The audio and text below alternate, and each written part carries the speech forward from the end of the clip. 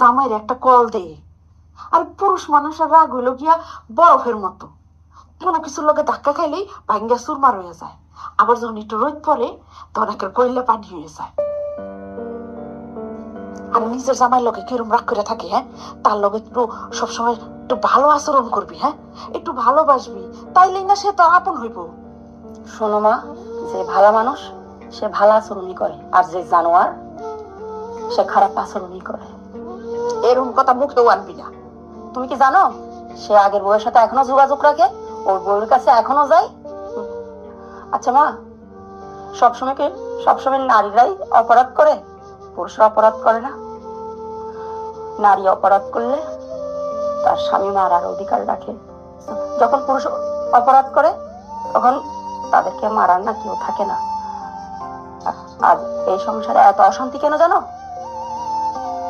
ওর কারণে। কেন জানো? পুরুষের কলঙ্ক গায়ে লাগে না, আর নারীর কলঙ্ক পায়ের তালু থেকে মাথার তালু পর্যন্ত ছুঁয়ে যায়।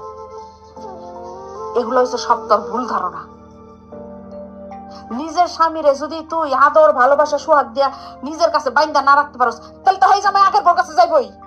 আচ্ছা মা, তুমি আমার পেটে ধরছিলা নাকি তোমার জামাইয়ের পেটে ধরছিলা? দেখ, তোমাকে কোনো কথা বলেই লাভ নাই। মা, বুবুর কিন্তু কোনো দোষ নাই। তুই চুপ থাক, সব দোষ তোর বুবু। সবকিছুর মধ্যে যায় খালি হ্যাঁ প্রতিবাদ করতে। পুরুষ মানুষের লোকে যদি মুখে মুখে তর্ক করে, ঝগড়া করে, তাহলে এই পুরুষ মানুষ কি ওরে মানবো না আদর করবো? ফাজিল মাইয়া ভাঙ্গা।